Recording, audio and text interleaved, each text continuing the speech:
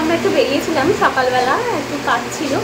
তো এখন ফেরার পথে ডাইরেক্ট অফিস চলে যাব, তাই ভাবলাম লাঞ্চটা আজকে বাইরেই করে নিই। এই আমি আর দিদি থেকে বেরিয়েছিলাম।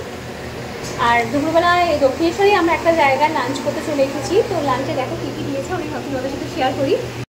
আমি এক থালি অর্ডার করেছিলাম আমরা। তো এই যে দিয়েছে ভাত, পেঁয়াজ, লেবু, লঙ্কা, আর তার সাথে রয়েছে আলু ভাজা, এই যে ডালটা খুবই পাতলা দেখে মনে হচ্ছে, আর জলের মতো পাঁপড় ভাজা, আর এই যে একটা সবজি দিয়েছে ঢেঁড়স আলু দিয়ে, আর এই ডিমের কারি। আমার অ্যাকচুয়ালি ডিমটা ভালো লাগে, আমি নর্মাল কোনো জায়গায় গেলে ডিমটাই একটু বেশি প্রেফার করি, কারণ মাছ খুব একটা ভালো দেয় বলে মনে হয় না, আর চিকেনটাও সবসময় আমার ভালো লাগে না। চলো খাওয়া দাওয়া স্টার্ট করি। হ্যাঁ,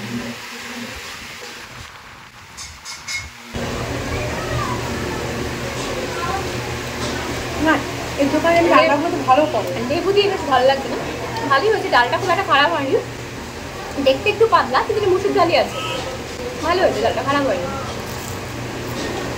মাঝে মাঝে রোজ বাড়িতে খেতে খেতে একদিন একটু করে বাইরে টেস্টটা চেঞ্জ হলে দিয়ে ভালোই লাগে। ডিমের কারিটার কালারটা বেশ ভালো, লাল লাল লাগছে। একটু দেখি এটা কেমন টেস্ট হয়েছে।